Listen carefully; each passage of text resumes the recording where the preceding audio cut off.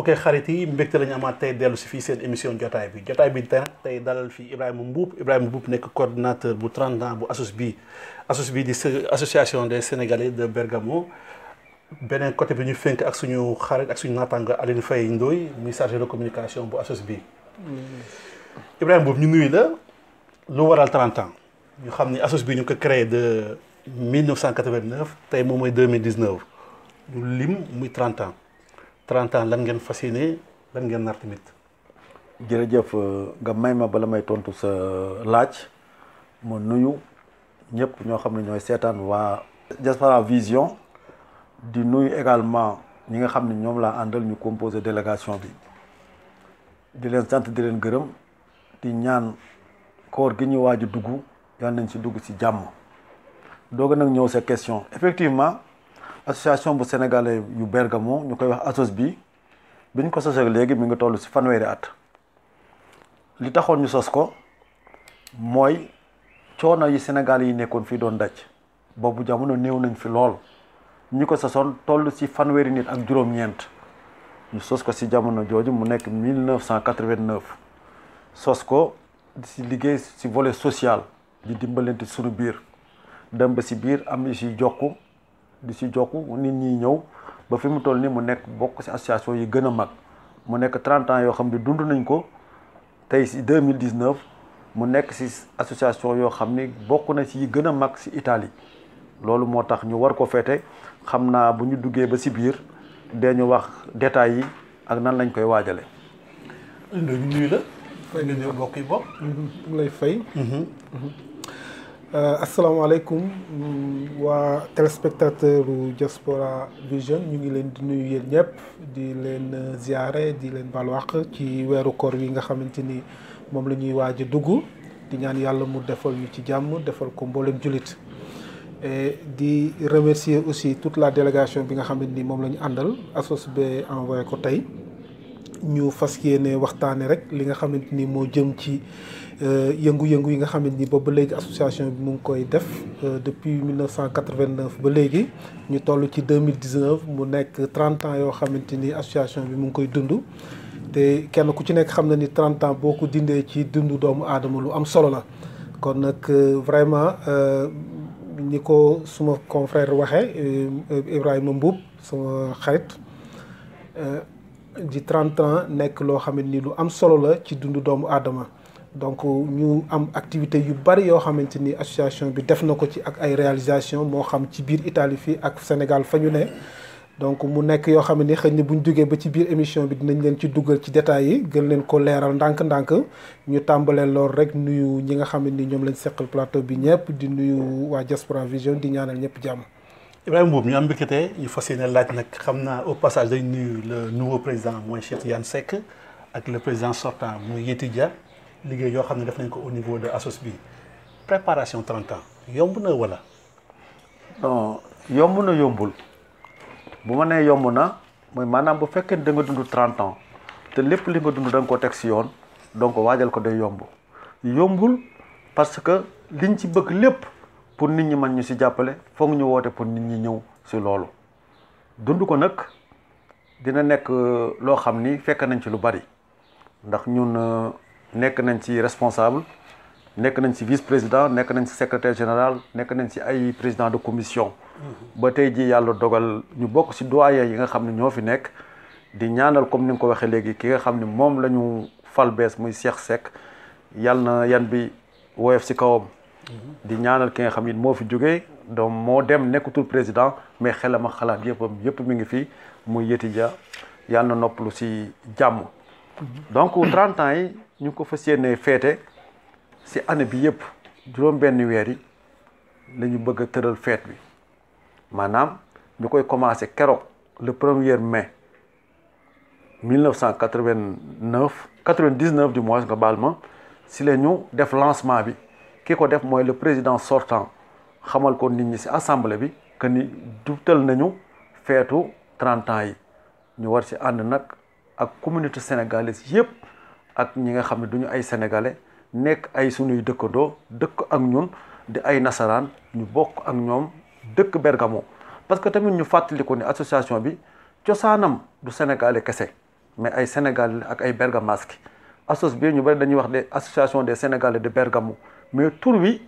du woon loolu association ne des Sénégalaises et bergamasque donc comme que ñun ñoo ko bokkoon sos dañoo bëgg feete 30 ans yi ñun ak ñoom ñëpp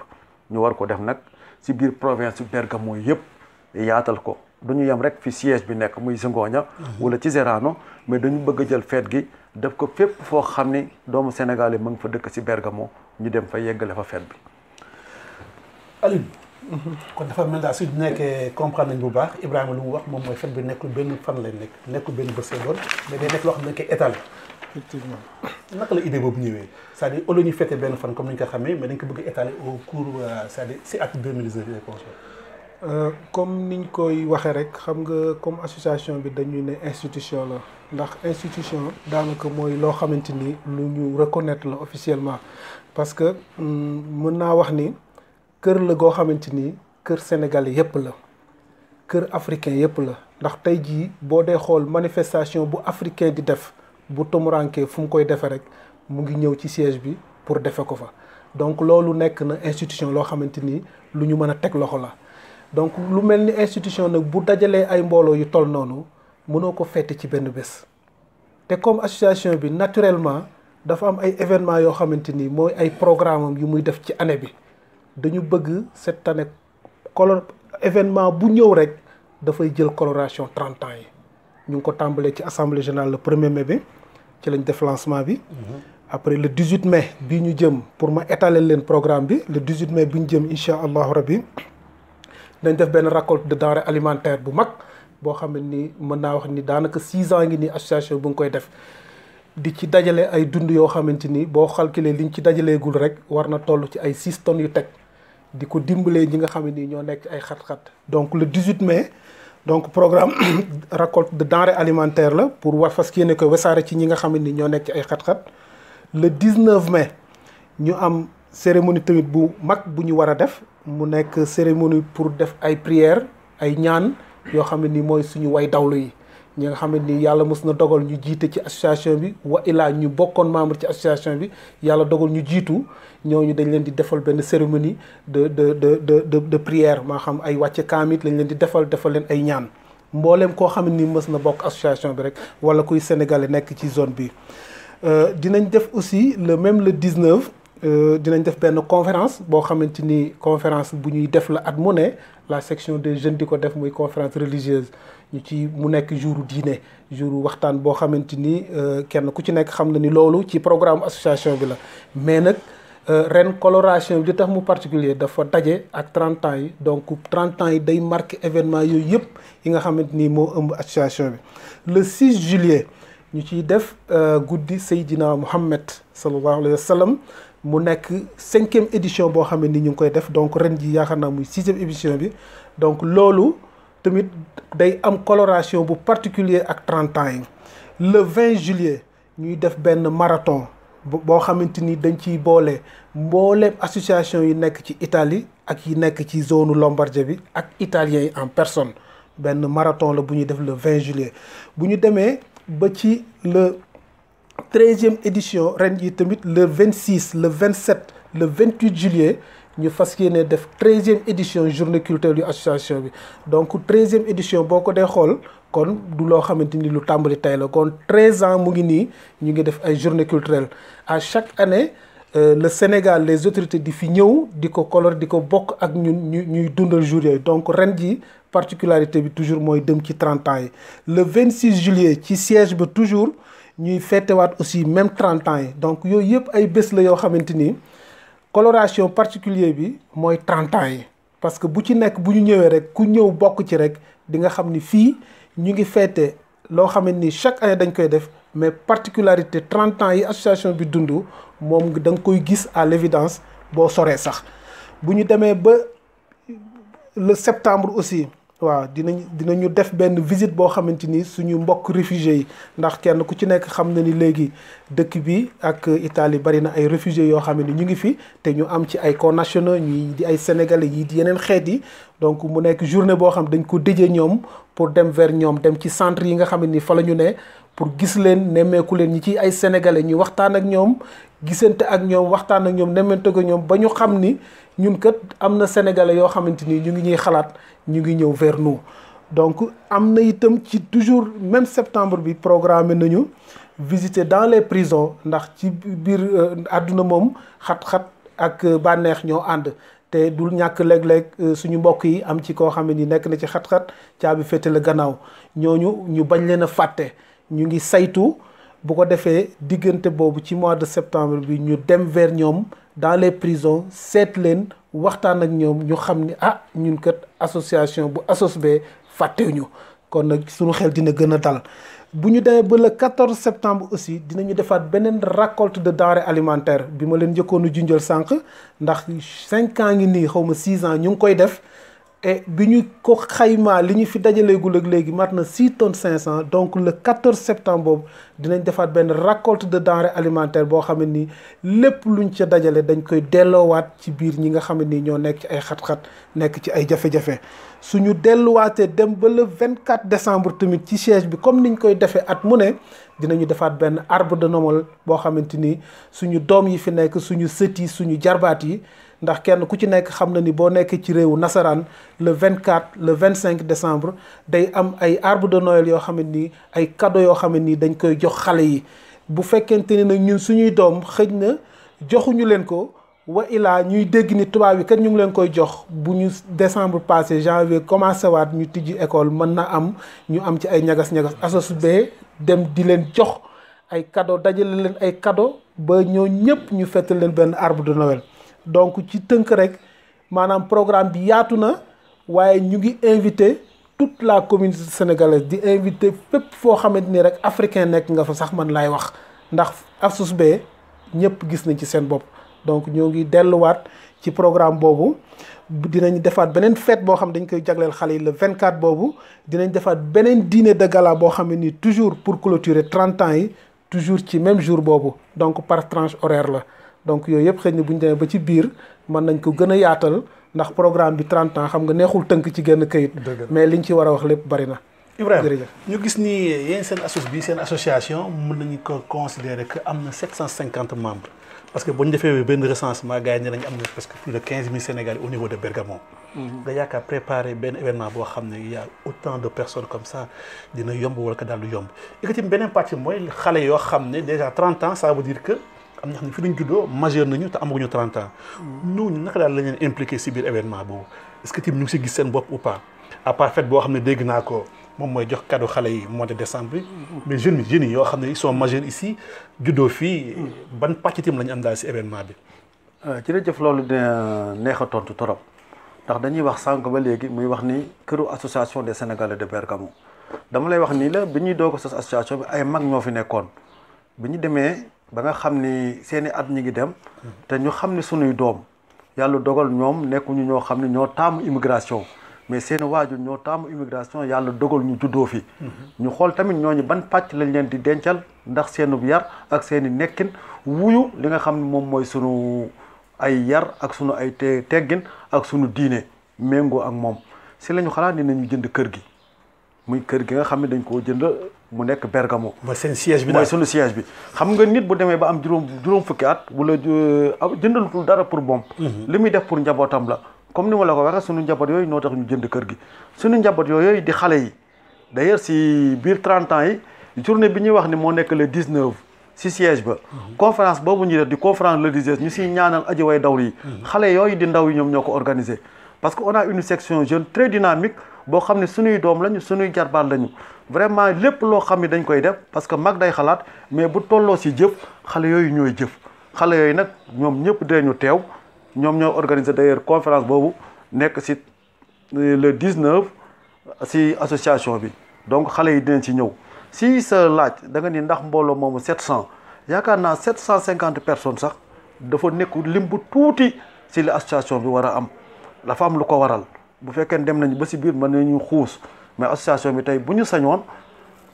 mbooloo mi nekk Bergamo genn wàll gi dina nekk ci association bi. ñu ngi def ci liggéey boobu le président Cheikh Seck bi ñu nommé ak le président sortant ñu ngi ci doon liggéey ba yaakaar nañ ni mbooloo moomu dina ñëw mais dajale mbooloo moomu ci fête du dara ndax fête yi ñuy def yëpp parce que boo wootee fête du membre bi rek kay ñëw mais bépp Sénégalais dafa sentir boppam ci fête gi ku bokk ak ku bokkul yàgg nañ ko def te daan nañu gis mbooloo mu ëpp 700 personnes des milliers de personnes dinañu ñëw ci lamb yi dinañu ñëw ci convention yi dinañu ñëw ci yëpp donc fête boobu non seulement nos membres mais bépp Sénégalais bu nekk ci Lombardie bi ñi nga lay invité te dañ ko daa bokk ak ñun suñu voisins yi nekk ci yeneen association yi nekk Brescia dañ daa ñëw di ko teewe ñi nekk Milan ñi nekk Lecco ñi nekk Como Novara ñoom ñëpp lañ lay daa invité it ñi ngi yeesal boobu invitation pour ñu ñëw wuy si ñu bokk ak ñoom fête nos 30 ans. Aliou. Man dafa am benn reçu boo xam ne xaw ma ko comprendre 15000 ñu recensé comme sénégalais 750 membres am na tuuti benn différence ban politique daal ngeen yaakaar ni moom la ñu war a def pour ñoo xam ne ñu seen kër yi toog ñëw bokk ci association parce que aussi intérêt bi moom mooy. sénégalais bi. man yaakaar naa ni pépp foo mën a nekk bu fekkee mënoo dugg ci association au moins que nga jéem a dem ci daayira yi. parce que saa yi bu mar détaillé am na chaque fois ça amène des complications. ban politique ngeen def jéem a génnee. le restant des Sénégalais ñëw dugg ci association yi parce que nombre tamit am na solo lool daal ci liggéey. Bonne question dëgg la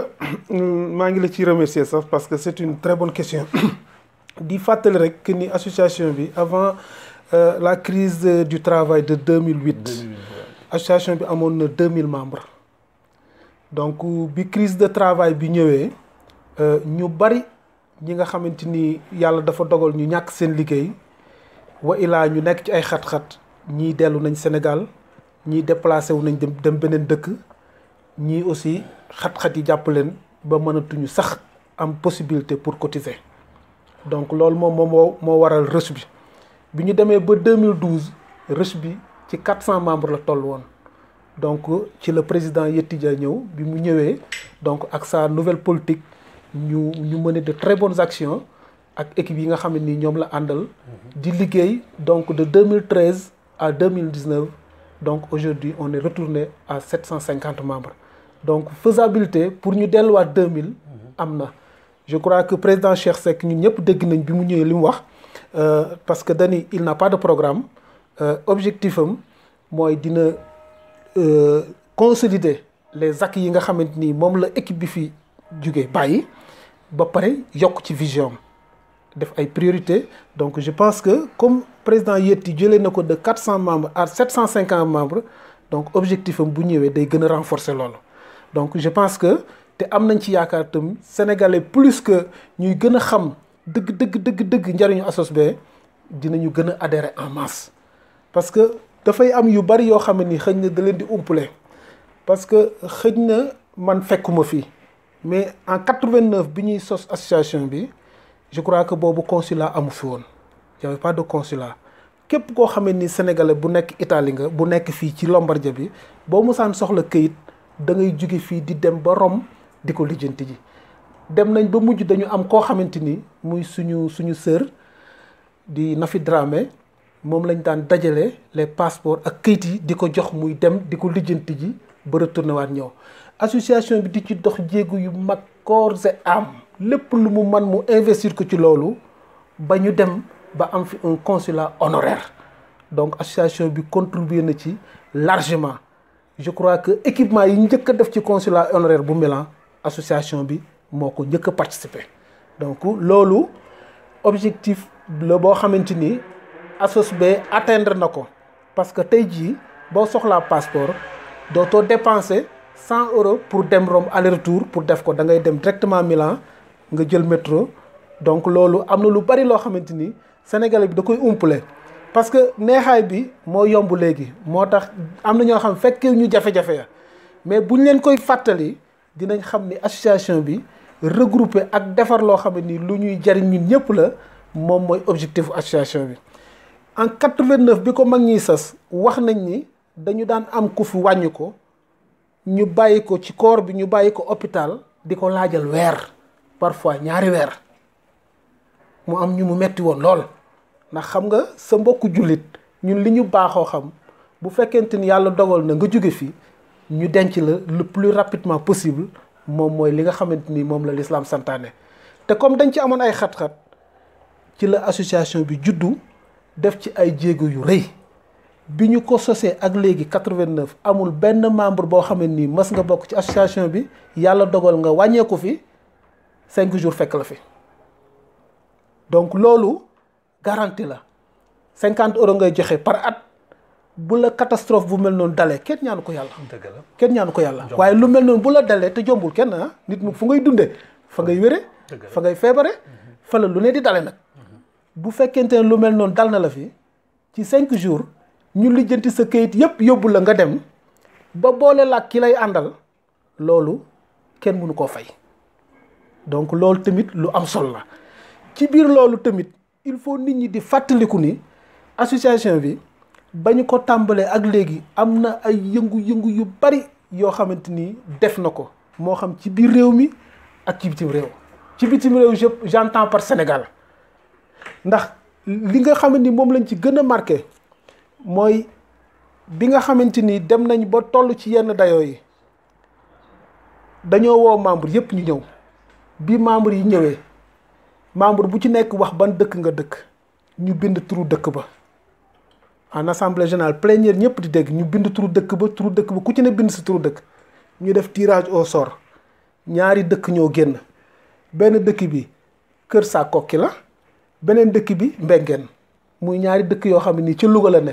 ñun sax xamuñu fan la féete ci Sénégal comme ñaari dëkk yooyu yoo génn ñu tabax fa ay poste de santé asos bee tabax ko ba mu yegg équipé ko jox leen caabi yi loolu xale bi nga xam ne nii xëj na xamu ko mënul xam bienfaisance boobu association bi def ndax wax nañ ci l'islam hôpital teen jàngukaay ku ko tabax kenn mënu la koo fay yàlla rek moo la ko mën a fay donc ña fay fajoo ba léegi ñu fay fajoo kon loolu aussi il faut nit ñi xam ko. est-ce que façon action yooyu tamit mu ngi continuer ba léegi daal tel que tabax yu mel noonu. ba léegi mu ngi continuer mais ci beneen dimension parce que ASOSB dem nañ ba toll foo xam ne nii bateau Joola bi mu suuxee. ñëpp jaxasoo Sénégal ñëpp tiit mais ASOSB dafa woo ay membres am ñu toog waxtaan xool bi ñu xoolee ñu ni ñun nañu yëkkati une somme dimbalee ko nguuru Sénégal xam nga kuy dimbali nguur maa ngi fàttali association yu bëri def nañ ko ñu pare yéen tamit gis nañ tamit seen délégation bi demoon ba Sénégal 10 000 € lañu yëkkati joxe ko. dem jàppale nguur gi dem jàppale nguur gi dem jox ministre de l'Intérieur ci président Ablaye Wade bi nga xamante ni mbënd mu métti am na Sénégal ñu génne plan Orsec ci saase ASOSB dajale ay membres am ñu waxtaan ñu ni ku am yére na indi ku am dërëm na indi ñëpp dajale ak association bi ñu yëkkati une somme dem dimbalee ko ñi nga xamante ni ñoo nekk ci loolu te loolu lépp bu ci nekk day am ay traces am fu mu jaar ñu teg ko ci loxo yu wóor donc yooyu ay action de bienfaisance la yoo xam ne nii te mënuma la koo limal de mënuma laa limal lépp mais en fonction émission bii dem loo ci laaj rek mën nañ ci brosse su ko defee xaar li ci des. dëgg mais Ibrahima moom déjà action yi wax ma ay action yu noble la yoo xam ne ASOS bi il paraît def na ko est-ce que communication daan na jàll parce que ñu bëri tamit est-ce que tamit yëg nañ lu mel noonu le fait que ngeen tabax ay centre social ak non ay centre yoo xam ne da ngeen def ay tirage yoo xam ne kenn xamul ni bërëb bii la gars yi privilégié wala léet dañuy xool fu génn rek ñu daal foofu nañ fa dem liggéey. à part loolu il paraît tamit da ngeen am ay actions yoo xam ne yaa ngi koy def si biir seen association mooy ay coopérative d'habitat yoo xam ne tamit yaa ngi si liggéey tamit. bu naa tamit après daal bu fekkee am nga loo xam ne mu nga ko renforcer loo xam ne ASOS bi def na ko. ñu gën ko fësal tamit ñu gën a comprendre liggéey boo xam ne tamit liggéey au niveau de la communauté sénégalaise. parce que yu bëri il paraît que ñii xëy na communication moo jàllul. wala yëguñu ko. moo tax parce que de 715 000 à 700 il faut tamit motiver à ce gap bi des noonu. ñu génn ñëw fekk tamit seen association. bu fekkee lu rafet lii ngeen def moom. il faut gars yi gën ko dégg gën ko xam tamit gën leen jege tamit c'est très important aussi. jërëjëf li nga wax ni yaakaar naa suma co-débatteur bi di Alioune Ndoye am na lu mu si wax am na loo xam ne man fekk naa ko biñ koy def am na loo xam ne acteur laa si biñ koy def. comme sax ni ko diine bëggee santaane ko que booy def lu baax buy loxo bu koy def bii loxo mën na ko bañ a yëg mën na am si cadre boobu lañ ko doon defee mais toll nañ si jamono ju nga xam ne booy def dara te di ko def te yàlla taxit war nga wax nit ñi lii ngay def. ndax yàlla sax waaw mooy communication parce que yàlla sax wax na ko les bienfaits de ton Seigneur raconte-les wa ama bi ni'mati rabbika fa haddis yàlla moo ko wax si alxuraan donc yu baax yooyu comme ni ko Ndoye waxe muy case de santé yooyu ñu def Kër Saa Koki ak Mbengeen def nañ ko yi ñuy récolte yi ñuy def man personnellement biñ koy yóbbu à la présidence man la association bi délégué woon ma yóbbu ko ñu teg ko ci loxo ñu dimbali ci école yi nga xam ni mbënn ma dafa amoon yére yi ñu jox ko njaboot gi nga xam ni mbënn mi def leen laaloon mais bu loolu weesoo aussi xam nga dañu nekk dans un mouvement associatif mu nekk liggéey boo xam ni metti na te yaakaar naa président Cheikh Seck wax na ko li ñu defoon ba am 2000 membres 3000 membres 4000 membres yeggoon nañ fa mais comme li ñu ko waxee cause yi nga xam ne moo am ba tax nit ñi wàññeeku am ñeneen ñu tuxu am nit yeneen yoo xam ni nit ñi ñu ngi koy defaat maanaam da nga daa xool Bergamo ba mu dajoon benn association bi moo fi nekkoon di liggéey si loolu ñu dem ba si yàgg li association yi doon def daayira yi léegi ñu ngi koy def le volet social la daayira yi dañ koy def dañuy laaj di yóbbu nit ñi di dimbali nit ñi donc nit ki bu fekkee ni Bergamo dañu nekk 15000 sénégalais si niñ ko xaymaa association bii di ko def boo demee si njàmbur yi ñu di ko def boo demee si lii ñu di ko def moo tax si biir 30 ans yooyu ñu bëgg a waxtaanaat indiwaat association des Sénégalais de Bergamo faire regrouper tous les Sénégalais ñu am le même dénominateur commun mooy être sénégalais daayira bi association villageoise yi ak yeneen yëpp booloo ñu àndandoo pour gën a yokk suñu koom pour ànd pour jëmale suñu askan kanam yaakaar naa si mbébét boobu ak si liggéey boobu si la ñu toll te yaakaar nañu ni bu ñuy ñëwaat fii wala bu ñuy waxtaan parce que dootuñu gëj fii à chaque fois que ñu toll fenn étape bu ñu jàll dinañ fi ñëw leeral ko nit ñi manque de communication boobu moo tax ñu bari duñu xam ñu bari nga toog seen kër parce que bi siège bi amee ñu bari dañu yaakaar ne yàq la parce que biñ koy jënd xool suñu njaboot yi fiy juddoo di fi màgg ñu am un centre socio-culturel suñuy doom di fa daje ñuy waxtaan ak ñoom di fa jàngal xuraan am na ñu amul woon vision boobu ñooñu dañu retiré woon dem seen kër mais bi ñu demee ba ñu xatal leen si bërëb yi ñu doon defee wasifa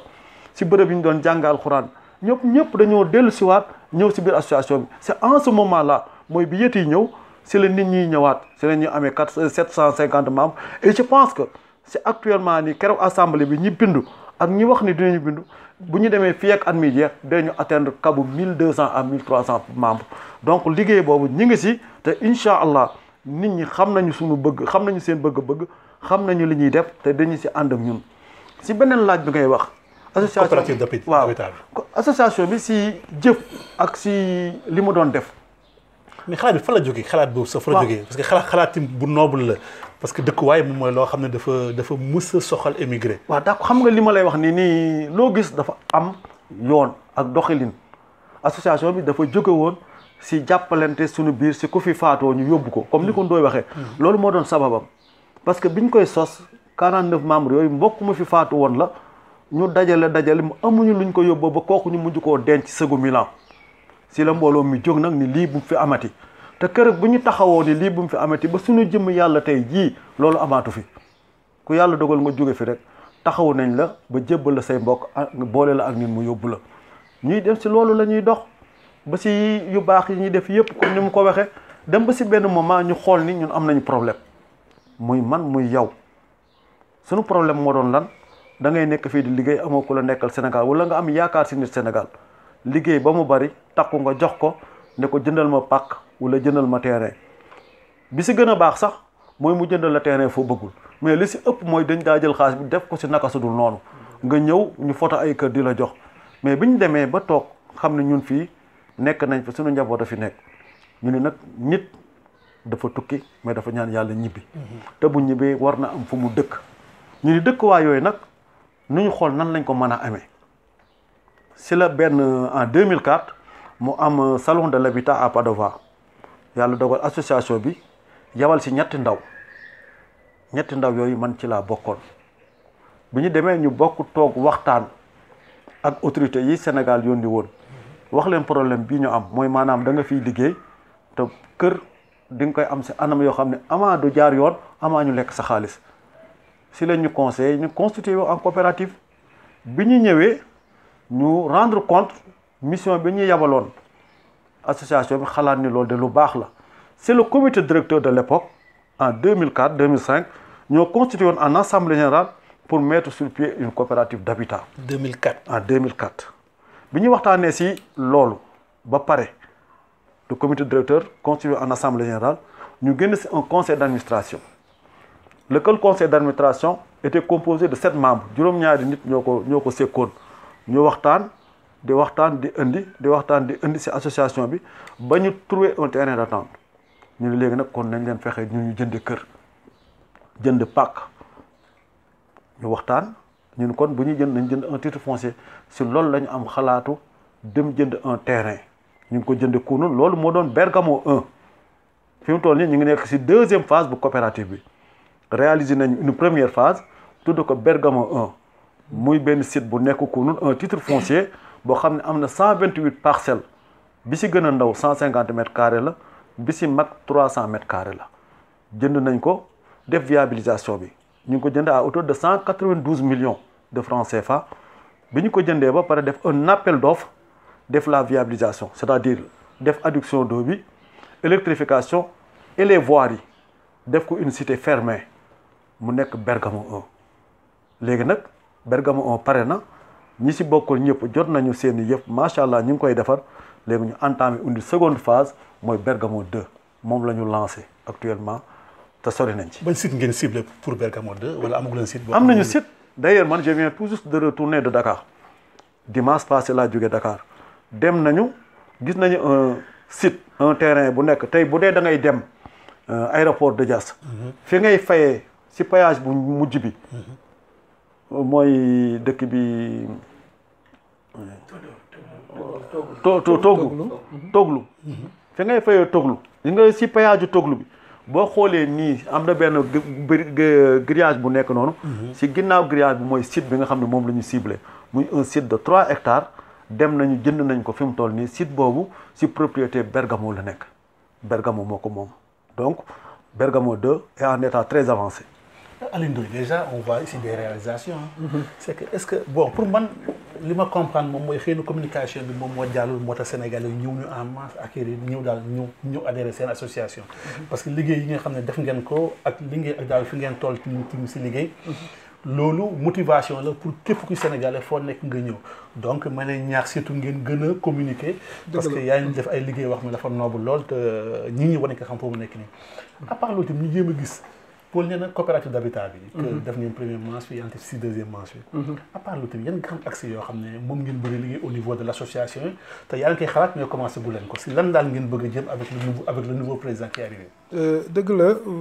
di la remercier aussi ci li nga annotation boobu nga def mu jëm ci wàllu communication bi d'ailleurs sax soo dee xool objectif rencontre bu tey bi loolu moo ko gën a animé. ndax kenn ku ci nekk boo ñëwee rek da ngay jéem a apporter sa grain de sel te gis nañ ni yéen aussi yéen a ngi def communication bu am solo ci province bi di ko def aussi ci Italie mu jëm envers les immigrés donc ñuy lancer aussi l'État du Sénégal mu jàppale leen comme ni muy jàppalee yeneen télé yi yeneen rajo yëpp yi ci àdduna bi mu leen di jàppale. donc ñu ngi leen di ñaan aussi di leen wax ni pour ñu jàpp parce que seen i moyens personnel ngeen di demee te képp koo xamante ni lu toll ni télé ngay demee ay say moyens personnel métti na ndax télé du lu yomb kon nag ñu ngi leen di remercier ci loolu di rafetlu aussi l'accueil bi nga xam ne ni moom ngeen ñu defal tey pour aussi jéem a médiatiser les actions yi nga xam ne ni moom la ñuy def loolu ñu ngi leen ci remercier. am na solo loolu ko am na solo donc bu loolu wéyee toujours ci cadre bi ñu nekkoon nga xam ne ni moo jëm ci association bi ay activités yi muy def ci lu baax yépp comme ni ma ko waxee woon rek dañuy def ci biir ak ci biti ndax comme fii la ñuy dund ñun aussi am nañ fi part de responsabilité ndax bu ñu fàttalikoo am na benn tremblement de terre bu mag boo xamante ni amoon na ci centre d'Italie ba Sénégal sax mënoo toog journée te amoo sa mbokk bu la woo di la laaj waa loolu mbaa sori na leen mbaa xamoo fa kenn ainsi de suite ndax kon boobu dimension bu rëyoon na bi loolu amee association bi li mu njëkk a def mooy comme ñun ñu ngi nekk ci zone Zingonia dañu dajale les maires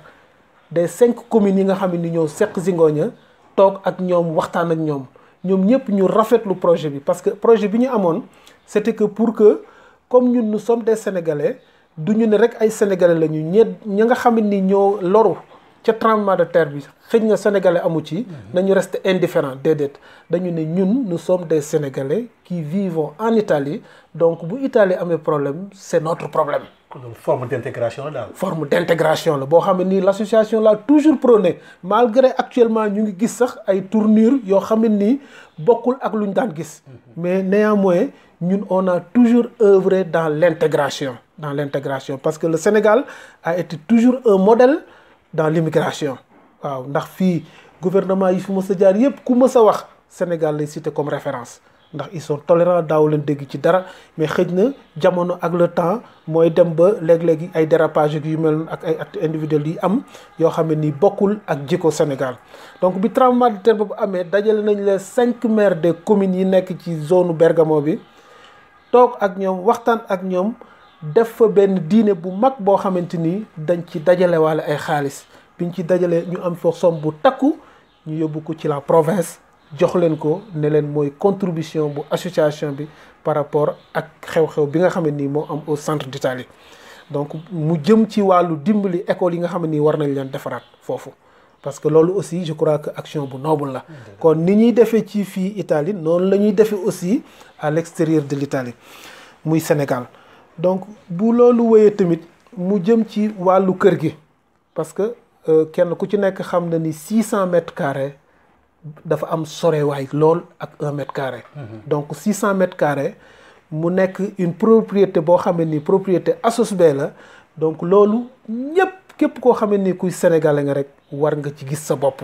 war nga ci dugal sa loxo ba 600 mètres carrés yooyu nekk loo xam ne ni 600 mètres carrés yu propice la yoo xam ne ni day dem ba ASOSB day wàccoo complètement ak banque bi fayal ko boppam mu nekk kër goo xam ne ni kër Afrique yépp la donc di delluwaat aussi ci récolte yi nga xam ne ni ñu ngi koy def ndax comme ni ñuy wax ni depuis la crise de 2008 jafe-jafe yi léegi dafa bari da ngay dugg ci kër yoo xam ne ni maa de taali xat-xat yi bari na te sénégalais am na ngor goo xam ne ni ñu ci bari mënuñu génn di wax seen i problème waaw di tàllal seen loxo ñu bari am nañ ngor googu duñ génn di tàllal seen loxo léegi nag ñun ñi dëkk ak ñoom te ci ràññee ñenn ñi nga xam ne ni ñu ngi ci xat-xat yooyu moo waral la commission sociale à travers la présidente ak toute la commission ñu def ay récolte denrées alimentaires buñ ci def dinañ am entre 1 tonne ba 1 tonne 500 dugg ak loolu ci biir kër yi ci sutura man sax duma leen xam man mi nga xam ne nii membre bi la duma xam sax ñi ngi ko jox ñan la mën na nekk ay membre association comme mën nañu bañ a nekk ay membre association mais dañuy xam ne rek ay sénégalais lañu yu nekk ci ay xat-xat ñu fekk la fa ak seen ndugg fekk la fa ak sa kees fekk la fa ak sa mbuus jox la ne la lii association moo la ko dimbalee loolu aussi c'est une action boo xam ne action bu noble la donc vraiment visibilité bi comme ni nga ko waxee rek ñun ñu ngi adhéré ci projet bi et di leen ñaanal aussi ni ngeen nuy accompagner yàlla jàppale leen yéen tamit seen yéene ak seen bëgg-bëgg yëpp yàlla yeggali ko. Ibrahima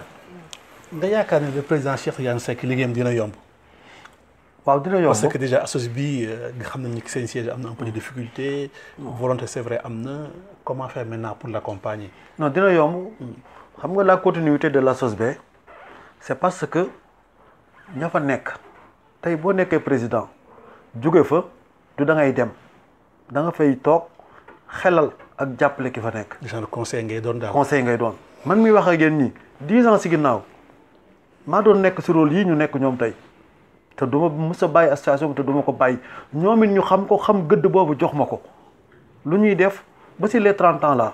ñun ma yaa koy jiite du dara du maa fa ëpp xam-xam du dara mais accompagnement bi ñuy def tey vous voyez le président Yeti et le président sortant moo ñëw tey accompagner le président Cheikh Tidiane Seck di ko jàppale di ko épauler pour que fi mu bëgg a yegg mu yegg fi le secrétaire général sortant Moussa Cissé tey moo accompagner le nouveau secrétaire donc loolu mooy continuité bi am ASOSB président yi fi nekkoon à part ñi nga xam ni ki ko sosoon nga xam ne yàlla dogal na mu jóge fi tey yàlla na ko yàlla yërëm muy Jabel Dieng mooy le premier président bi ko sos en 89 mais bépp président bu fi nekkoon ak bépp mag bu fi nekkoon tey boo ñëwee sa assemblée générale boo ñëwee ci kii ñooy nekk comité de sages ñooy accompagner xale yi ñoo leen di gindi ñoo leen di orienter xale yi aussi tamit xam loolu ci mag ñi nungul leen ko jox leen cër boobu loolu mooy problème ASOSB parce que li ko sos la quand on fait 30 ans d'ASOSB bu une association boo xam ne depuis 30 ans lañ ko créé kenn mësul dégg malversation de fonds mësu fay am trésorier c'est la seule association boog moo wax ni c'est une des rares associations yoo xam ni dañuy def chaque 6 mois ñu def assemblée générale def un bilan financier waxtaan li nga xam ni ngeen baal ma si nasaraan bi. perspective yi def waxtaan si loo xam ne mooy perspective ak li ñuy def un rapport moral donc association la boo xam ne noonu lay doxee le président Cheikh Seck nit ñi am si moom yaakaar te yaakaar boobu parce que transition la entre la nouvelle et l'ancienne et la première génération mu nekk ci dëkk bi montrer des preuves et des qualités ay moroomam ñi nga xam ne dañ daa postuler ñoom ñëpp na tiré wu ni ko yow doy ngañu Bergamo yëpp ni ko yow doy la certes loolu dina dis trop ci moom mais ñun ñi nga xam ni d'ailleurs wax na ko keroog nee na un projet kenn du ko yanu dañ koy jàppoo ñun ñëpp nag dañu ànd jàppale ko pour que mu mener à bon terme li nga xam ne mooy projet ASOSB incha allah yëf yi dina yomb te it dina jaar fi ñu ko bëgg a jaarale ndax ASOSB loolu moom mooy mbiram. mais yaakaar aussi tamit bu fekkee yéen au niveau de Bergamo seen liggéey bi car macha allah rafet na est-ce que tamit mu leen commencé di phagocyter c'est-à-dire jéem a fexe ba yenn régions yu mel ni Brescia yu mel ni Milan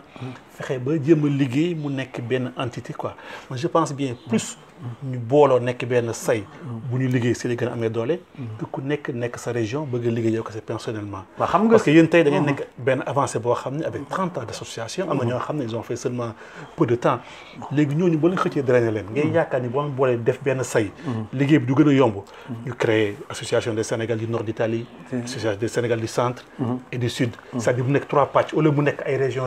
ay morcellement noonu foofu laa bëggoon a jëm comme ni mu ko wax léegi ni intégration bi ñuy def ci Italie boole ci yëpp même FASNI bi ñu créé woon ñu ngi ko créé woon ci biir assemblée générale bu association des Sénégalais de Bergamo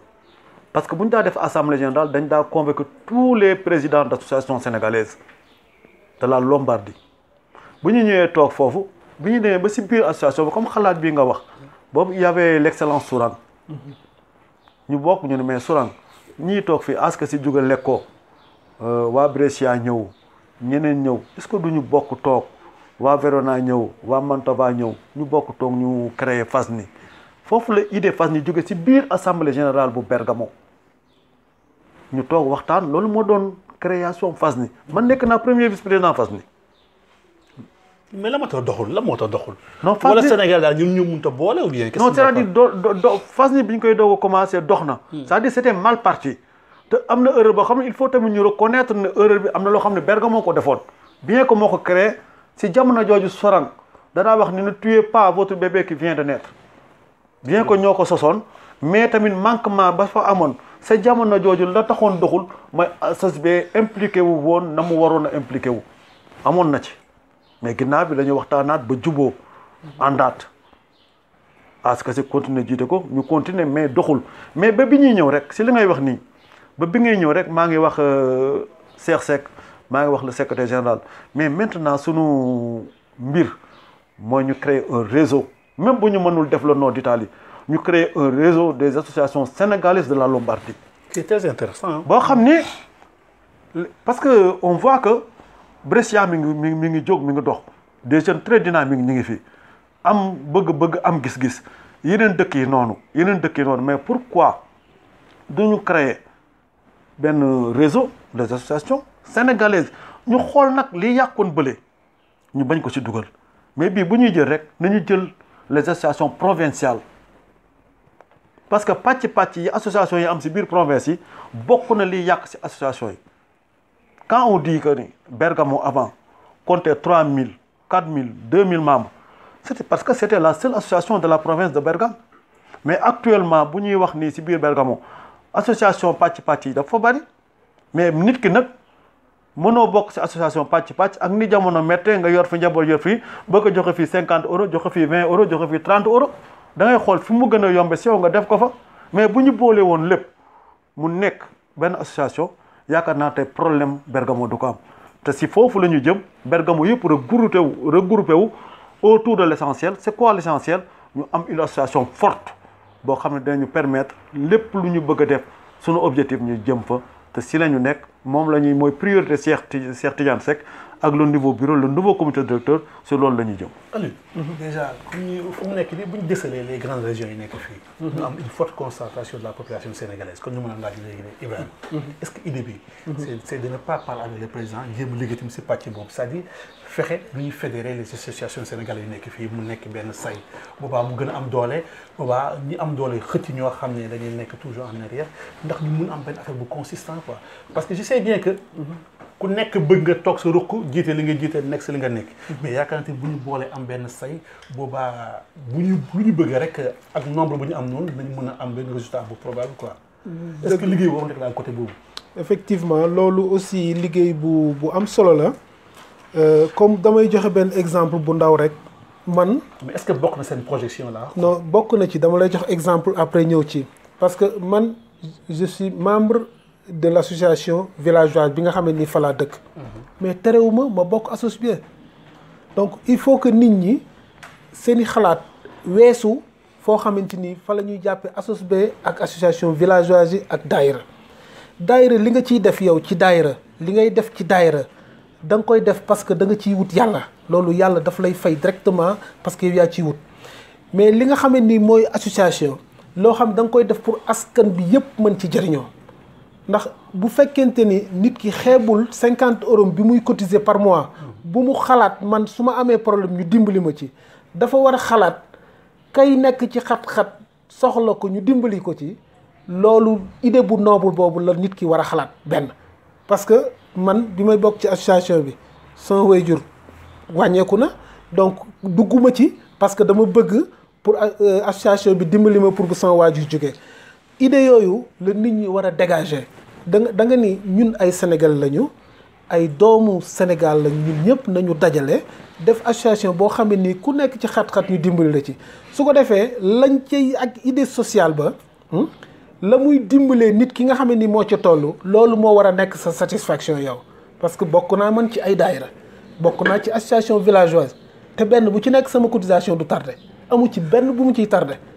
mais est-ce que te yor naa assurance poste bi nga xamante ni boo fi wàññi ko ñu yóbbu la. est-ce que nekkul daal lu muy lu nit ki dafa am loo xamante ni da nga koy def par passion nit da ngay def dara parce que yow mii da nga naan man ci laa bokk man sénégalais laa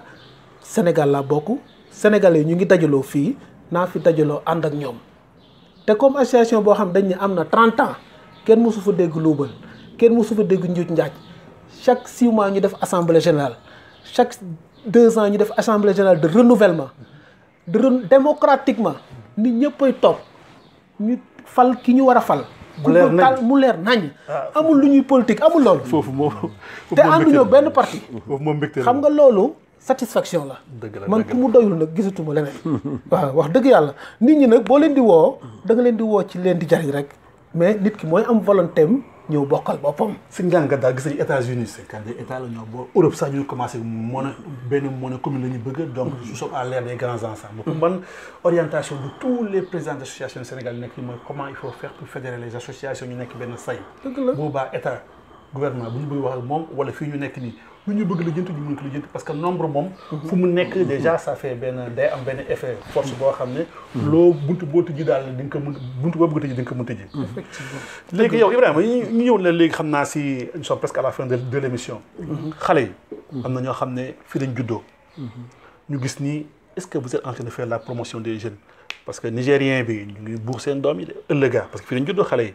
on sait que Italie la ñu nekk ça va être très difficile parce que boo xoolee le nord d'Italie sax pour mu intégrer le sud de l'Italie c'est un peu difficile parce que yàlla ñu jéem a jàpp xale yi fësal leen ñu commencé dugg ci association bi ñu commencé leen wan lan mooy liggéey bi tubaab bi tamit commencé di bàyyi xel si ñoom parce que marocain bi gis nañu muy def promotion doomu marocain yi nigérien ñu def promotion nigérien est-ce que yéen tamit sénégalais yi yaa ngi jàpp xale yi di leen wane di leen orienté di leen teg si yoon ndax gars yi ñu commencé gis ni ki attention kii diw léeg-léeg lii. waaw xam nga si fësal leen daal fësal leen. xam nga si njëlbéen wax bi dañu wax ni jur bu ko borom jur sàmmul mu ruur mooy mu dugg ci toolu jàmbur def fa lu mu forte def te dama wax ni xale yi ci sama njëlbéen wax non pas soit ñoom du ñoom ñoo taamu woon immigration mais waajur yi ñoo taamu si ndogalu yàlla ñoom ñu juddoo fi màgge fi donc si loolu la ñu bàyyi woon xel bi ñuy jënd kër gi nekkul woon évidence pour ñun parce que foo dund ba am fa 50 ans am fa benn bërëb di fa daje nekkatul yow say aajo mais aajo njaboot ga nga fa am la pour war leen a sàmm war leen fa dajale tey jii macha allah boo demee Zingo boo demee Bergamo wala nga dem feneen boo demee si daayira yi xale yi ñooy séddale xale yi ñooy jox jukki yi xale yi ñooy jàng xale yi ñooy def léegi boo ñëwee si association bi xale yi ñooy def organisation pratique bi ñoo si nekk donc ñi ngi waajal xale yi ñi ngi bañ na ko ba dafa am une commission jeune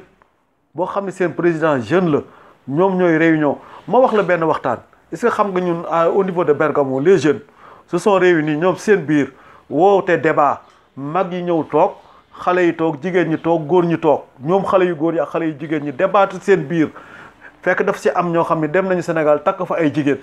ñoom jigéen ñi laaj leen lu tax yéen bi ngeen bëggee soxna takku leen ko si ñun dem Sénégal takk ko fa mu nekk débat boo xam ni mag ñi témoigné ko est-ce que xam nga Bergamo loolu am na fa. très important alors. ah ak yeneen xale yi dañuy jekki-jekki woote di nga gis xale boo xam ne day ñëw fii papaam andi ko fi wala ay waajuram andi ko fi taxawu ko si njàng wala sax mu bañ ko taxaw mais mu taxawu ko ba mu jàng ba commencé liggéey bu liggéeyee weer ñaari weer ñetti weer rek commencé am problème ak papaam xale yi woote nañ fi ndaje boobu ñu def benn waxtaan boo xam ne si conflit de génération yi la xale yi wax mag ñi wax ñu trouver un consensus donc ñi ngi waajal xale yi ñi ngi leen di préparer xam ni ñoom dëkkuñu fi fii la ñu dëkkuñu fi ndax nit bërëb boo fa juddoo wala nga màggee fa am nga fa cër ndegam tubaab moo reconnaître droit de sol ñoom it dinañu am reconnaissance si xale yi fii la ñu juddoo waaye it duñ leen fàttaloo seen aada ak seen cosaan ak seen diine loolu aussi ñu ngi leen si xërtal bu baax pour que ñu mën a am des lendemains meilleurs quoi. Aliou loolu tamit si politique jeunesse bi xam naa ñu si fin émission bi soo ko nga tàgguwaale. waaw c'est vrai ban politique daal ngeen def pour la jeunesse parce que aussi on veut des avocats des médecins des jeunes yoo xam ne fi jóge tamit parce que concurrence bi dina métti ëllëg ils sont nés ici et que am nañu ëllëgaa ñu am tamit benn lendemain boo xam ne di nga tiitaroo kii sama doom la kii sama lii lay comme ça di tekki boo xam ne tekki du ko fi Italie. effectivement parce que loolu sax je crois yegg si nañ ci parce que am nañ fi ay avocats sénégalais am nañ fi ay ingénieurs sénégalais informatique j'en connais beaucoup yu góor ak yu jigéen am nañ fi aussi ay banquiers am nañ fi aussi ay géomètres donc loolu mu ngi ñëw c'est-à-dire li ñuy war a renforcer inciter les jeunes à ce que ñu ñëw impliqué wu dans le mouvement associatif ce qui n'est pas facile nañ ci impliqué wu davantage malgré am nañ la section des jeunes bu dynamique waaw section des jeunes bu dynamique boo xam ne ñu ngi def seen activité yoo xam ne ni toujours ça rentre dans le cadre de l'ASOSB mais ces jeunes cadres nañu ñëw ñu ngi leen di lancer un appel ñu ñëw apporter aussi seen grain de sel ci action de l'association su ko defee ñoom am na lu bari loo xam ne nii mën nañ ko apporter suñu doom yi aussi fii lañ jàngee macha allah tubaarkàlla am nañ xam-xam comme ni tubaab yi am ñoom aussi ñëpp nañu ñëw parce que bu ñu ñëwee ànd ak seeni mag parce que ñun aussi mag ñi nga xam ne ni ñoo sosoon association bi te ñu ne fi ba léegi bàyyi ñu de. bu jeexal tamit sans pas parler aussi des jigéen ñi tamit daal. d'accord ci laa jëm mag ñi ba léegi ñu ngi ñëw mag ñi booy def assemblée générale foo tourner da ngay gis Abdou Diop sa gannaaw. da ngay gis seen Cheikh Mbengue sa gannaaw da ngay gis Mame Mbaye Tambour sa ak tant d'autres. donc ñooñu barki démb rek maa ngi waxtaan ak Mame Mbaye Tambour mu ni ma gunge yegg baaxu ca fi mu ne nii jot na ñu rëtt ma ne ko déedéet des na. waaw parce que ba léegi des na. donc xale yooyu bu ñu ñëwee renforcer ñi nga xam ne ni ñoo fi nekk bu ñu demee nag ba xel yi gën a dal bu boobaa bu mag ñi delluwaat Sénégal ci jàmm ak salaam seen xel dina gën a dal ñun aussi suñu confiance dina gën a am ci ñoom dinañ xam ni seen ëllëg mën na gën a naat par rapport ak difficultés yi nga xam ne nii yëpp mag ñi jaar nañ ci beeg si fii la section féminine aussi maa ngi leen di gën a lancer waat un appel di remercier suñu jigéen Mame Diarra Kébé moom aussi wax dëgg yàlla mu ngi def un travail bu mag boo xam ne nii jëmale ko ci wàllu jigéen ñi xëy na am na peut-être période boo xam ne nii rek nekkoon na fi Sénégal ba xaw fa yàgg tuuti peut-être loolu mën na am lu mu freiner tuuti rek ci ay activités am mais loolu ay mbiri jamono la yàlla dogal na dellusiwaat na d'ailleurs mu ngi may woo barki démb rek ne mën nañu lancer benn convocation boo xam ne nii pour waajal guddi Seydina Mohamed bi la donc moom aussi mu ngi ci dynamique boobu te moom fu mu wootee jigéen ñëpp wuyu ko donc je crois que su góor ñi impliqué woo xale yi jigéen ñi impliqué wu fekk fi ñun ñi nga xam ne ni ñoo diggu doomu mag ñi nekk suñu gannaaw je crois que la cause de l'ASSOSB dina gën a avancer dina gën a dox ni nga xam ne noonu la war a gën a doxee. du ma terminer aussi te remercier wu ma l'équipe de la secrétariat parce que ci 2 ans yii vraiment gis naa un travail inlassable boo xamante ni def nañ ko. def nañ ko mu jëm ci fànn yépp nag parce que l'association le secrétariat c'est le poumon de l'association c'est le poumon donc su secrétariat bi doxee l'association dox su secrétariat bi noyé association bi noyé donc lii lépp ñoom am na rôle bu mag boo xam ne ni joué nañ ko ci te doo ci xàmmee kenn mooy kenn kii mooy kii kii mooy kii donc ils ont travaillé en travail d'équipe donc vraiment daal ñu ngi lancer un appel à tous les Sénégalais yi nekk ci diaspora bi parce que mën naa wax sax warul yem Italie yi nekk ci diaspora bi parce que 50 € par at ci jigéen ci góor je crois que yomb na benn café par jour boo ko risparmiare rek mën nga am 50 € par at nga joxe 50 € par at kooku joxe 50 € par at am na une couverture d'assurance bu fekkente ni yàlla dogal na mara d'Italie dara xewe ko fi association bi moo koy jël en charge totale jusqu'à sa destination finale muy Sénégal bu dee jigéen 30 € lay joxe par at bu joxee 30 € même droit yi ki joxe 50 € lay am su fekkente ni yow mi bokk yow ku góor ki ak ku jigéen ki bokk nga am ngeen njaboot ñu toll ci jàng ba tey bu dee ci njàng lañ toll à l'âge de 18 ans la association bi ni mën nga leen a joxeel 10 € bu ñu amul 18 ans ñu ngi ci sa couverture yéen ñaar bu ngeen bokkee su ñu amee 18 ans te continuer di jàng association bi dañ kooku majeur na mais dee ko joxeel 10 € à l'année kooku nga joxeel ko 10 € mu am une couverture d'assurance loolu vraiment kenn mës ko gis fenn. jar na dugg si ak doole jar na dugg si ak doole. Ibrahima yow fu mu nekk lan ngay tàggatoo fu mu nekk nous sommes à la fin de l'émission. lan ngay wax si jigéen ñi si xale yi surtout. surtout si xale yi nga ma doon wax léegi. parce que dama la wax si mbiru association bi dañ lay jàpp mais dafa am doo xam ne ce sont des responsabilités collectives. am des responsabilités individuelles. mais si ñaar yëpp ñun dañ ci juglu. ma responsabilité collective bi moom laa la doon wax. muy tàggat leen dugal leen si association bi pour ñu xam ne Sénégal nañu xam luy suñu cosaan nekk si loolu. mais aussi tamit suñu biir dinañu waxtaan. si ku si nekk boo amee njaboot nga jàppale ko def un investissement si moom. pour mu mën a accéder à des études supérieures. loolu aussi tamit ñu ngi si pour suñu njaboot. xam ni ñoom fi ñuy jàngee fa la seen moroom bi tubaab yi jàng te ëppale wuñ leen dara donc nañu am gëm seen bopp nungoo jàng. te it ñu yegg fa ñu war a yegg. pour que comme li nga wax léegi ay magistrats ay avocats ay ingénieurs comme ni muy commencé di fi am. loolu aussi ñu ngi ciy ñaax suñu bopp di ci ñaax njaboot yëpp. jigéen ñi aussi ñu ngi leen di woo. di leen ñaax di woo jigéen ñëpp ñu ñëw jàpp ci xam ni jigéen moom mooy lépp. lépp lu ñuy def rek jigéen lañ ko defal parce que ñun dañoo aadawoo Sénégal bu ñaari nit sekkee dara. bu baaxee ñu ni ñëpp la mais bu amee safaan ñu jiiñ ko jigéen donc kon dañuy wax jigéen ñi ñu ñëw ñu défendre la bonne cause muy lan fexe association bi yegg fu mu war a yegg tamit di lancer appel si li nga xam ne moom mooy les 30 ans comme ni ko Ndoye waxee lépp loo xam ne manifestation ba doon def si année bi ren ji dañ ko boole ak 30 ans yi lépp lu ñuy def dañu bëgg Sénégalais yëpp yi nekk Bergamo ak yi nekk si ginnaaw Bergamo ñu ñëw ñu àndandoo ko feete ko jàppalante suñu biir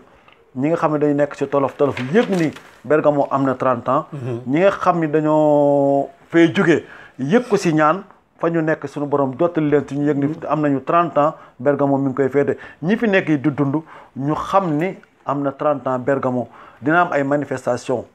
culturelles. comme ni ñu koy defee chaque année. day am nawetaan. ku ne xam na ni Bergamo chaque année dina am un tournoi de 16 équipes à 18 sax dañ koy wàññi ñëpp nekk ay xale sénégalais ñu organiser un tournoi nawetaan ñu football ren jii ci 30 ans yi dinañu def finale bi def aussi comme ni ñu ko daa defee at mu jot benn gala de lutte boo xam ne ñu ngi koy def ci tëccal bi di koy def samedi ak dimanche le 26 le 27 le 28 juillet yooyu si lañ koy def di woo nit ñi si coopérative d'habitat bi di wax tamit sénégalais yi ak fu ñu mën a nekk association bu nekk nañu fexe ba association bu nekk jiima am coopérative am pour taxawu ay membre am pour ñu mën a am terrain si anam yoo xam ne moo jaar yoon comme ni ko ASSB defee biñ ci duggee ba léegi vraiment sénégalais yi ñu ngi koy am te amuñu regret ñun nag lépp luñ ci am muy ay ñaan yàlla nañ ko bokk ak ñëpp di wax nag association yi nañ ko boole comme nañu fédéré association yi am benn kaddu nañu boole coopérative yi am benn kaddu si la ñu mën a kii leneen li si topp it mooy vision yéen seen Diaspora Vision ñi ngi leen di ñaan lii ngeen di def ngeen am ubbiku ba ñëpp bokk ci parce que mbir bu baaxee na ko ñëpp bokk donte da ngeen ko def muy structure boo xam ne dafa restreinte yem si yéen ubbi leen ko vers les associations pourquoi doo leen ko def benn société boo xam ne da ngeen di jël benn part 51-52% les 48% ngeen jox ko association yi Brescia Bergamo Lecco Como association bu nekk am si wàll bu ko defee dina permettre membre association bi yëpp dañ ciy bokk di ko xool vision bi dina bari perte bi bu amul perte mais bu fekkee ni koom da ci war a am ñëpp dinañ ci kii képp ko am loo bëgg nit ñi gis ko nga di ko jaay te nga bokk ci association dina ko bokk ouverture boobu aussi tamit ñu ngi koy ñaan ñun ñëpp ñu bokk ànd pour que vision ñëpp mën ci Diaspora Vision ñëpp mën ci gis seen bopp ñëpp bokk ci ñu àndandoo defandoo jàppandoo vraiment ñi nga rafetlu seen liggéey gis seen disponibilité parce que xam nañu lii ngeen ñu defal lott nañu ñun defal ko suñu bopp parce que def bëgg koo wane mënoo ko ki la ko mënal nag defal la ko doo mën lu sant ko ñaanal ko fi mu bëgg a yegg mu yegg fa ñu encore une fois ñi ngi leen di sant ñi ngi leen di gërëm ñi ngi woo ñëpp ci journée yi di wax tamit Bergamo 2 lancé nañ ko képp ku bëgg a bokk na nga ñëw wasalaam. Ibrahima sa wax rafet na ñun tamit fu mu nekk nii c'est la main tendue de toutes les associations ñu ngi tàllal loxo bépp képp kuy association nañu wax tamit c'est très noble et que tamit liggéey boobu tamit lu jar a def la dina doon yomb lool yéen ñi nga xam ne yaa leen suñu mag ngeen jéem a woote yeneen association yi ensemble jéem a xool dérouler benn feuille de route jéem xool comment on doit faire pour travailler dans la cohésion ensemble joxante loxo parce que ce n'est que l'intérêt de la population sénégalaise suñu bopp la suñu mbiru bopp la buñ si gisee suñu bopp mooy fexe ba fësal loo xam ne moom la ñu nekkee def fii boo gisee ni boo demee yeneen réew yi ils font la promotion de la population sénégalaise ñu nekk Allemagne ñu ngi leen fësal ñu nekk France ñu ngi leen fësal pourquoi pas ñun aussi ñu nekk fii Italie fii am na ressources humaines bi les gens sont là il faut ñu wane leen ñi xam leen ñi gis ñi dégg leen du ñu def lu dul sant ak gërëm le président Cheikh Tidiane Seck di ko ñaanal la yéen ñu ngi koy yéen nii yàlla nag yéen bu oyof di ko jàmm moom di ko félicité bu baax a baax day grand loo xam ne suñu grand la aussi yàgg nañ ko yàgg nañu conseil yàgg nañu accompagné si lépp lu muy def di ñaan tamit yéen tamit liggéey wax ne moom ngeen sumb fu mu nekk nii Moussa moom comme séeréer la moom kenn du ko ñaan lañ koy bàyyi rek xam naa ci lañ teel Pape man xam moom seen la sant man daal séeréer yi xaw ma daal fu ñu toppee nii mais dañeen nangul yéete daal moom mooy tugalal moom mooy seen buur naa ko wax daal lu muy def daal ba téye gars yi rek di leen si loxo di leen sant di leen gërëm bu baax a baax kontaan lañu am waxtaan wax dëgg ci la saa bu ñu gëstoo seen leen dañu gën a am motivation erreur waruñu parce que mbir mi dañu ko téye seen loxo ba indi ko fu mu toll nii léegi bi tamit ñëw dal si ñun tamit ñoo ko war a téye tamit jox ko tamit xale yoo xam ne ñoo nekk suñu ginnaaw di ñaan toujours ñuy tàllante loxo ñu liggéey dans la cohésion ensemble joxante loxo parce que xel du doy dëgg la tey wax nga fi loo xam ne lu rafet la ñun on tend la main à toutes les associations ku nekk jéem a ñëw ensemble ñu xool comment il faut faire ba ñu liggéey rek dans l'intérêt commun de la population sénégalaise suñu njëriñ kese la bu baaxee ñun la baaxal bu yàqul ñun la yàqul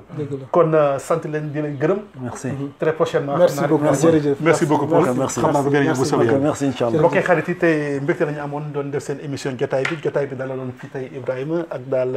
Cheikh ñu am mbégte daal ba très prochainement bu soobee yàlla merci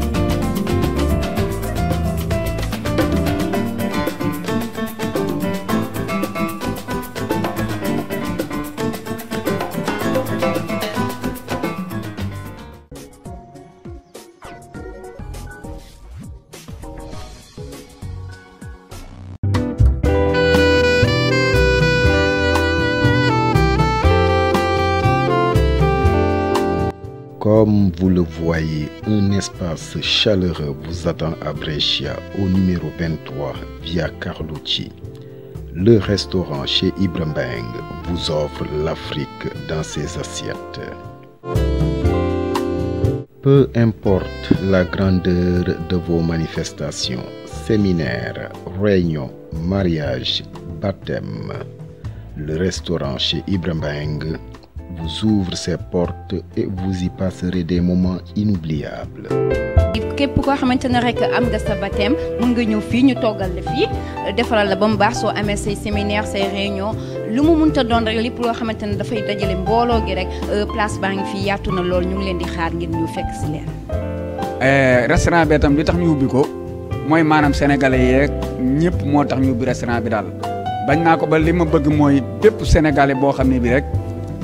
am nga soxla ci restaurant bi yaa xam looy organiser loo manti def lu ne rek. maanaam ubbi naa samay bunt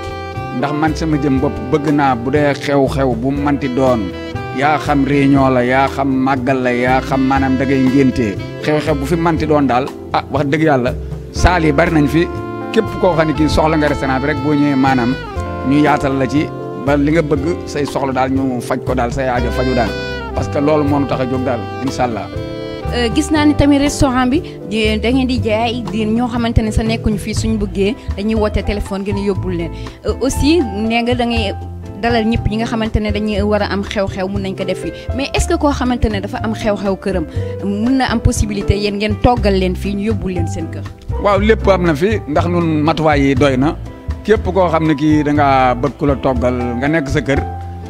ci sa kër wala yaa xam nga bëgg a ñëw togg si fii. bu la neexee bu ñu waxee après ñu togg andil la sa kër bu la neexee tam ñu luye la am na waañ yoo xëy ñu ngi fi bu la neexee tam ñu luye la nga ñëw toggal sa bopp ndax restaurant bi loolu moo ko tax a jóg daal lépp lu waay soxla daal boo ñëwee daal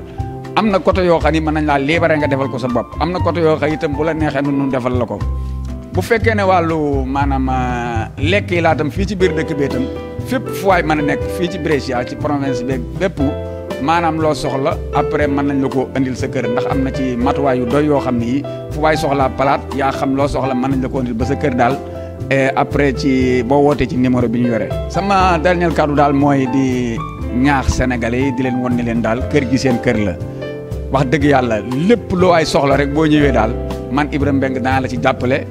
wooye falal la ko lépp loo xam ne lii tam maanaam war na ca des na ko ci def. personnel bi daañu ci taxawaay bañ ci war a taxaw ba benn problème doo ko ci am daal may leen ñaax nag di leen wane leen daal yéen ñëpp daal maa ngi leen di woo ci njëkk ak tiraanga bëgg nu ñëpp ngeen fekk suñu fii daal muy ci restaurant bi ñu nekk muy via Carlucci numéro 23.